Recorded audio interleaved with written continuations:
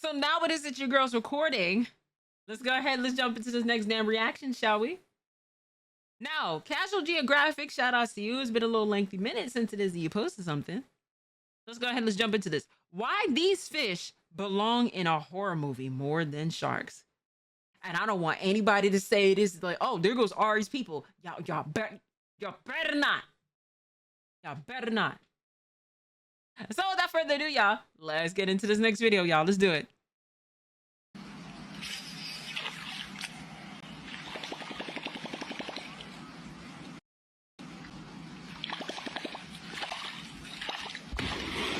Whoa! Eu gostei assim, amostradinho. You know, the greatest trick Hollywood ever pulled was convincing the world that sharks are the only things to fear in the water. There be monsters. In the last video, we talked about how sharks might just be the most misunderstood creatures in nature, with a PR team that works about as hard as a whiteout's brain after 6 rounds of CTE. They've been done so dirty, they've actually overshadowed the other ichthyological insanity spawned from Satan's septic tank. These are 7 fish that should honestly terrify you more than any shark. I'm not gonna lie with you. I know it is like, yes, I am a mermaid, right? I am part fish, part woman. But I'm gonna be very honest with you. There is a lot of sea creatures that are very alien-ish, alien-looking-ish, very creepy-ish. You know, if you're not used to them, and especially the darker, the more of the dense the water it gets, the more of like more creatures it is that you absolutely see. I was like, these your peeps, Auriel. Don't piss me off, bro. The fact that you put Auriel in that just made me mad. Still love you though, Zach. But there are some things like it's only been 3% of the ocean that has been discovered. 3% is a very low number, and especially since it is how much it is that we've like how much body of water it is, and so many different levels of species and stuff like that. Y'all not about to sit there and bombard me with all these questions related to, like, you know, underwater stuff. I don't even know all the answers, gang. This isn't really to substitute one fear for another, but I do think these fish could make a much more traumatizing, nightmare-inducing horror flick than Jaws. And it starts right here. Those eyes belong to a pair of arapaimas, also known as a pirarucu. You've definitely seen them before. Does this video ring a bell? It definitely rang his. It's one of the biggest freshwater middle fingers nature forgot to vault, usually growing to over 6 feet long and 200-something pounds. It's bad enough those are NBA point guard measurements, but the beefiest ones can get to 10 feet in length and weigh over 400 pounds. This Jurassic roid guppy usually eats other fish to go with fruits and seeds, but also birds and allegedly even monkeys sitting on branches too close to water. And if you don't believe that, it's because you haven't seen them hunt. They're sitting on branches too close to water, and if you don't believe that, it's because you haven't seen them hunt. They're explosively quick, and the aquatic black hole has been known to confuse feet for fish and violently pull people underwater. One zookeeper reportedly made the mistake of trying to retrieve a glove that had fallen into an arapaima pool, and in a split second got his hand, wrist, and several fingers broken. There's also, unless if that was a glove from Michael Jackson, the late great Michael Jackson himself, signed or something like that, let it go, bro. Let it go. You think it is if I'm around any water, like any body of water, and if I happen to drop something, you think it is I'm going to retrieve it? No. I don't care if it's even my phone. I'll be like, hey, listen, Godspeed. I guess they needed a cell phone, bro. I got insurance. I'll just go ahead and just get me another one, because I'm not messing around with this. If anything, any levels of things out there on my personal, that's my fault, technically. For it to drop into that water, it now belongs to the fish, not me. Also the fact that a refrigerator-sized fish will yeet themselves out of water in self-defense. And let's talk about that defense. The plus-size bite jay is covered in heavily armored scales, not only tough enough to tank piranha attacks, locals historically use them as nail files. They've also used their tongues as scrapers, since these fish have teeth growing out of a bony tongue that can be used to effectively crush struggling prey against the roof of their mouths. You know nature got in its bag when it made a fish that can breathe air, and the Antichrist of the Amazon has a modified swim bladder that was repurposed as lungs, meaning this flex of a fish can survive 24 hours out of water. On one hand, that means they have to come up for air every 20 minutes or suffer the eternal shame of being a fish that finds a way to drown. But it also works out for them, because in low oxygen water where most fish become slow and sluggish, the air merchant menace can pretty much go on a killing streak. Now the question is, could an arapaima pack up a person? While there's no indication they see us as a snack, there are old stories of high-strung assault guppies effectively drowning people, likely by knocking them unconscious and leaving them incapacitated underwater. Not him, he's fine. You can unclench guidelines, he's good. But one man that almost wasn't was Jeremy Wade. He probably needs no introduction, but long story short, he's a zoologist who hosted the show River Monsters, which ended, but only because he caught every fish nature had to offer. But he almost caught an early life retirement after a pissed off paima struck him square in the chest and nearly caused irreversible damage to his heart. Not only did this fish nearly have us singing, the suspect wasn't more than 90 pounds. Remember, the overachievers can press the scales at 400 or, 180 kilograms worth of kill a man. So yeah, the arapaima is a shack-sized, air-breathing, armor-plated predatory vacuum, and strangely enough, it's not the fish I'm most scared of in the Amazon. But we'll get to that. The piranha actually isn't. If you remember from an earlier video, piranhas might be just as misunderstood as sharks. They're mostly just scavenging opportunists that our childhoods convinced us were way more of an issue. I'm not gonna lie, piranha really don't be like messing around with like humans like that. Like back when I was a kid, you would have thought it is like hearing a piranha fish, you would think it is they probably the most like out here murking people left and right type shit. Not quite. Not quite, not quite. If anything, they'll run away from you if before it is that they would actually like to murk you, bro. So for one to sit there and really murk you, must have did something to them. Not say the same for their cousins found in the Congo basin of Central Africa. The Goliath tigerfish can grow to nearly 5 feet long, over 100 pounds, and they're what people were told piranhas are times 10. They're in the same order, but where piranhas are primarily a swimming cleanup crew, tigerfish actively hunt for their bodies. And you'll find out, nature built this prehistoric problem to do exactly that. They have sharp dagger-like teeth that many swear are comparable to that of a great white, although I personally see them as more conical, like a crocodile, which is a coincidence since the saltwater variety are their only natural predators. But of course, the swimming expletive has also been known to murk smaller crocs. They have eerily strong eyesight to track prey, special organs to detect the vibrations they make underwater, and they're strong enough to brute force their way through the turbulent waters of their hunting grounds. They're considered one of the toughest freshwater fish time left behind, and tigerfish are even on record snatching birds out of the air. Not just birds, but swallows, some of the fastest and most maneuverable out there. Scientists studying them watched as 300 birds got permanently grounded by tigerfish in just over 2 weeks. They're so feared that in many places they're only known by one name, benga, meaning the dangerous fish. There's even a story of a young girl wearing a belt made out of bottle caps in order to ward off evil spirits. Ironically, it did the exact opposite and attracted a tigerfish who apparently confused the bottle caps for fish scales and nearly bisected the girl, allegedly. It's an extremely fast, explosive vice grip with almost zero prey prejudice. And I'd still rather take a bite from them than the fish up next. And that's cause next is the candiru. And a lot of y'all already know what road we're going down. The candiru is a tiny parasite in the Amazon, also nicknamed the vampire fish for their habit of invading the gills of larger fish and scraping the insides to feed off their blood. I've heard about this. And with backward-facing spines and a powerful bite, it's nearly impossible to shake it off before it completes its liquid transaction. The horror comes from the legend of candiru being attracted to the chemicals in urine and swimming up the urethra of unlucky humans and getting stuck up there. A fate that takes surgery to reverse. Imagine a serrated, sentient toothpick in your bathing suit business and you'll see why the violation with gills is so feared. But how much of this is even real? Most of the reports of people getting penetrated by peenfish are really sus at best. Apparently, they're not even attracted to the ammonia in human urine in the first place. There's a good chance that the candiru controversy came from European settlers coming home from long expeditions and telling these long, exaggerated stories to anyone who'd listen for status and attention.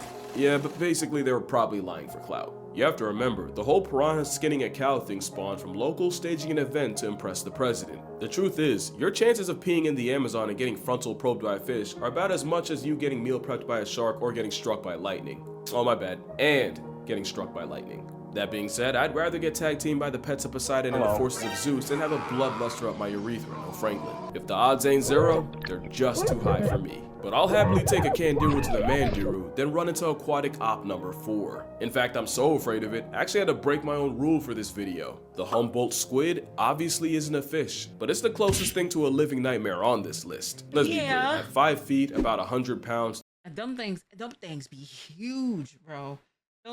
Bro, I get it. Some people eat squid as a level of a delicacy. Don't get me wrong. I've had me some fried squid and it's actually pretty good. I ain't gonna lie. I ain't gonna lie. Some fried calamari.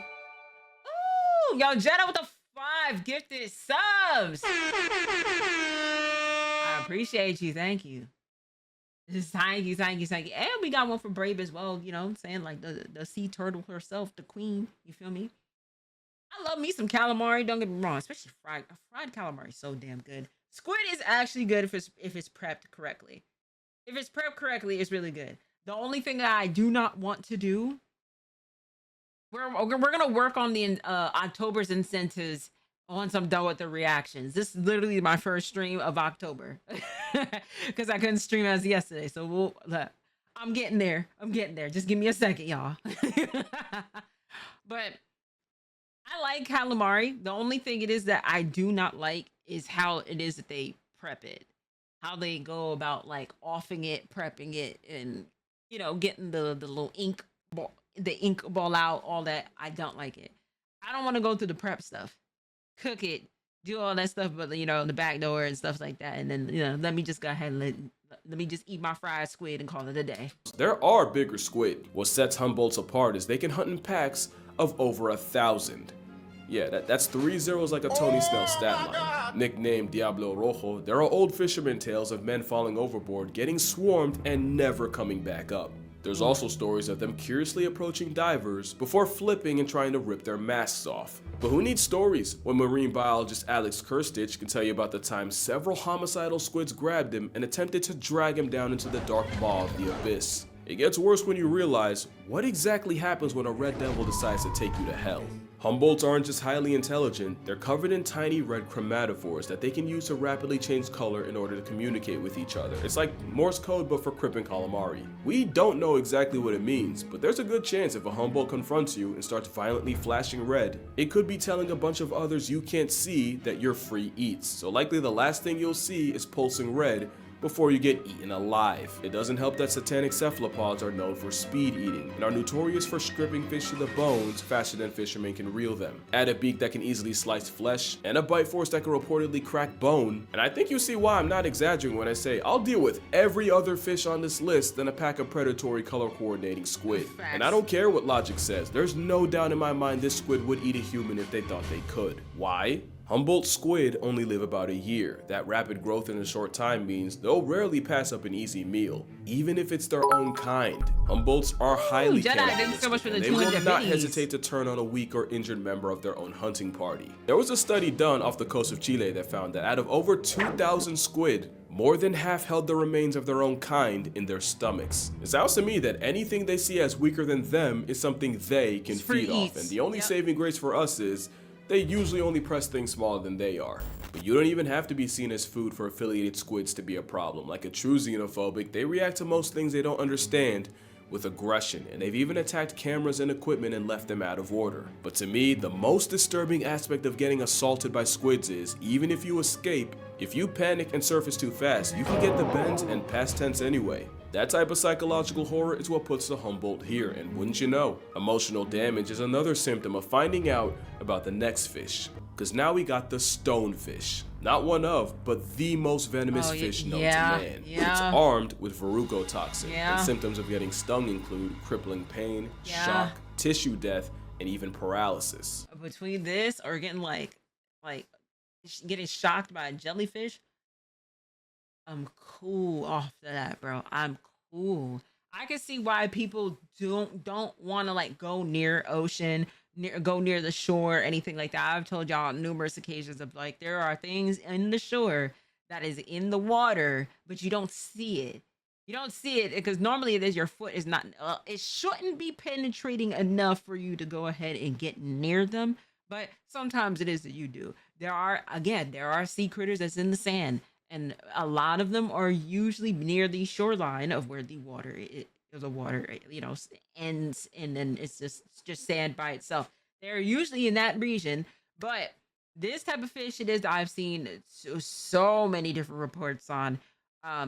Especially it is it could be a very shallow like level of water, and they could be at the bottom of it, just blended in, and you can accidentally step on those things, and they have spikes, and those spikes will absolutely do such damage to your body fast, quickly, at that. Not to scare y'all, or anything like that, because like I said, the ocean has very interesting things, good and bad, in the ocean. You know? Ooh! Happy October 1st, everyone. Yo, Jedi! It's 1100 biddies. Yes, the month of October. I love October. It's my second favorite month. First one's always and forever going to be February type shit. And speaking of pain, thanks for ruining the beach for me. I'm sorry, bro. Yeah, normally it is like they'll give you a warning of like stonefish in the area and stuff like that. But believe it or not, even on the East Coast in certain like rivers and stuff, there has been sharks. There's been dolphins, there's been sharks, there's been all different types of things. Like you'd be surprised, like even with the oceans or like the beaches here and stuff like that in the East Coast, you would think it is like, oh, there's not like no living sea creatures and stuff. Oh no, there is. There very much is.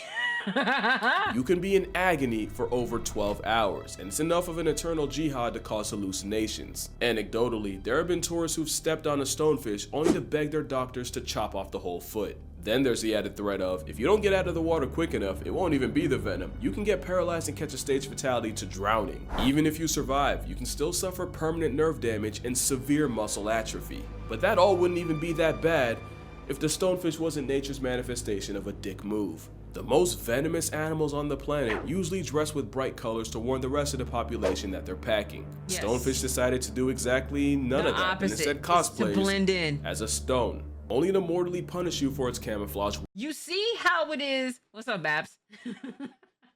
Takes food out of Ari's fridge and Why would you do that? Why would you do that? You see how it is that man barefoot walking in the water by the stones and stuff, and how much of that blends in? Godspeed, bro. I know there's some people that's gonna be like, all right, I'm never stepping foot in a beach, never stepping foot in the ocean, none of that. I'm sorry, bro, but I have to go ahead and tell it like how it is. So dolphins too, they meanie and freaky. They took Megan's music way too seriously. Not you using my queen, but like those freaky ass, freaky those freaky motherfuckers. Dolphins is the dolphin is a dolphin. A dolphin is way. We're going into the lines of what they do is an assault. Megan Thee Stallion's music is not of any level of assault. Dolphins actually assault other dolphins and other sea creatures, and maybe even humans if they get the chance to. They literally will assault them. Megan's music is nowhere near that. Working. Like I said, it's like having invisibility, but also serving the death penalty every time someone steps on your foot. Then you gotta add the fact that there are another fish that can survive 24 hours out of the water, and they have a literal switchblade growing out of their forehead. Yeah, I knew they were a problem ever since one nearly perma-napped Nigel Thornberry, a stone-cloaking toxic. Oh yeah, that was in the wild thornberries. Oh yeah. Oh yeah, I remember that episode. Nigel almost got GG'd.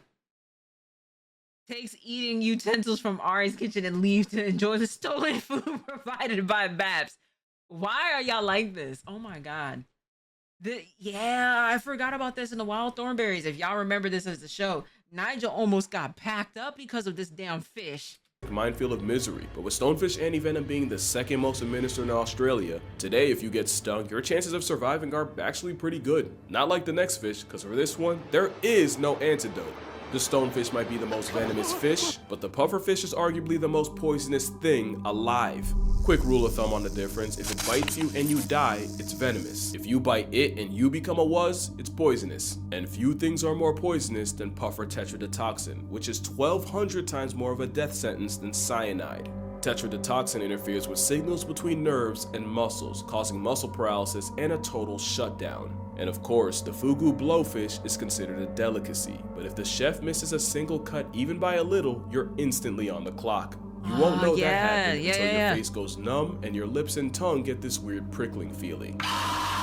Then Teacher, all right, make sure to blur that out because, you know, YouTube. You'd suddenly get a splitting headache and dizziness to go at vomiting and diarrhea as your body desperately tries to purge the poison. But it's already too late and you'd start getting paralyzed, starting with the hands and feet but slowly spreading out, and by this point you likely can't even call for help. Finally, it'd get harder and harder to breathe until you notice the room slowly fade to black, leading to either a coma, seizure, or just death. The permanent kind. Tetrodotoxin essentially flips a kill switch in your body, and there is no antidote. The only treatment is hooking you up to a respirator to breathe for you and praying it passes. The poison puffball is such a problem, it makes you forget they also have teeth that can bite clean through your finger. In fact, it's more than enough to violate a scorpion. And I don't even know how to describe what they do to crabs. Turning crustacean into crustacean with a smile, no less. It's criminal. There's nothing funny about getting caught in that bite, with reports of pufferfish mutilating the genitals of men, and one case in 2008 where a Cambodian child had his coin purse sliced in half by a pufferfish. And unlike the kangaroo, this ain't a myth. Have your privates out by a puffer and you might just get... So that's sick. Why did you have to use that? Why did you have to use that?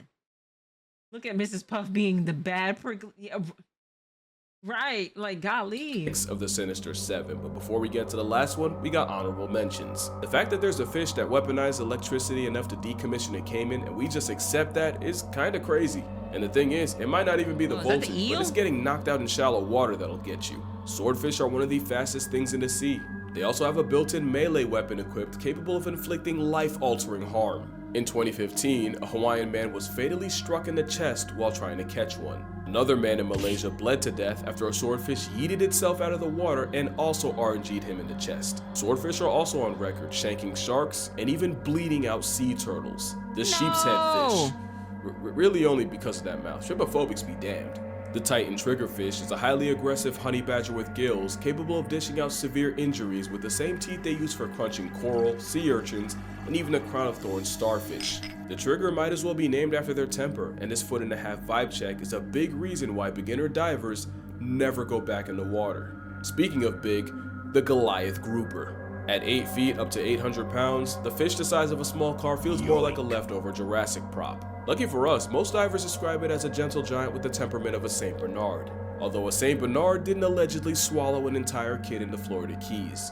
Allegedly. But since we're on the subject, the last fish on this list are catfish. And yeah, that's kind of cheating. There's over 3,000 species of catfish, even including the genital jihad, the kangaroo. Catfish are like the trash compactors of the fish family, which isn't a problem until you see just how big they can really get. And once a catfish gets big enough, there aren't a lot of things alive they won't try to eat. We've seen armadillos, turtles, and even unaware seagulls get gored by a catfish. There's a species in France that figured out how to stalk and hunt bathing city pigeons. Another learned to wait by cave entrances to suck up any exhausted bats that fall in. There was even a catfish nicknamed Kuno the Killer who terrorized a German lake and somehow caught and ate someone's dog. Basically, they're all the shit I've talked about pelicans being, just in fish form. The question is, if a catfish has ever eaten a live human, and it isn't even if they would, but if they could. The Wells catfish can grow to 10 feet long and cap out at 300 pounds. The Mekong catfish can also get to 10 feet, and the heaviest one ever recorded was pushing 650 pounds. Man, listen, fry that motherfucker, bro. Fry it. Fry it. I haven't had catfish in a minute, and boy, catfish is good as hell when it's deep fried. Deep fried with some grits. Stop playing with me. Stop playing with me. You could go ahead, you could try as much as it is you want to catfish, but you get packed up and put in some damn batter and some cooking oil. I promise you about to be served on a platter. Mess around with me. Stop playing with me. If there's a catfish that could stomach a human, it should be one of these, but there's a slightly smaller catfish that was believed to be a legit man-eater.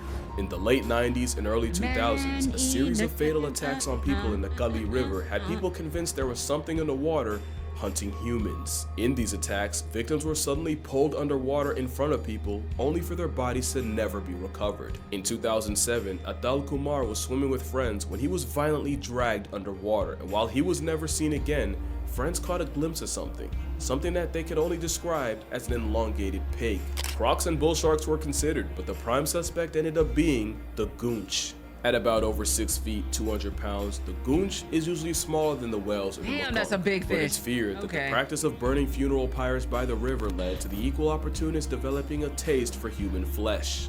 And while it's a stretch to say a corpse-happy catfish could swallow an adult, it becomes a little less believable with children. There's no solid proof of a catfish catching a person, but they for sure can off one. The biggest ones can easily overpower you, if not just knock you out and drown you. Not to mention a majority are venomous, with those spines putting both experienced fishermen and oblivious bystanders in the hospital. They also have a nasty sandpaper-like bite that can easily draw blood. But what really makes them a living horror movie is their intelligence. The ones packing up pigeons, they weren't always doing that, but they pretty much ate everything else around them and were forced to adjust. So it's anyone's guess what could happen if they gain a taste for humans, and with catfish being swimming tongues with over 175,000 taste buds across their bodies, yeah, I doubt acquiring taste takes long. But yeah, that's gonna do it for this video. Make sure you drink water, hug your mother, try not to get catfished out here. If you'd like to see me swim with slightly less freaky fish, the full GoPro footage of me in Hawaii will be uploaded to my Patreon. And with that last second self-promo out the way, I'ma see y'all in the next one. Yes, sir.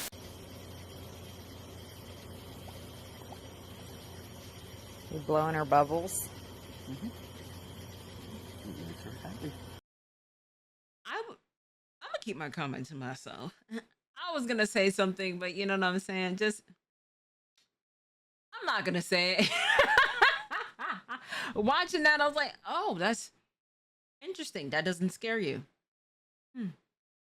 Nothing seems to scare you, huh? But Casual Geographic, shout outs to you. Thank you so much for the video. I learned quite a lot about some interesting fish out there. Shout outs to y'all in the chat. Shout outs to you at home. And I will catch y'all in the next video.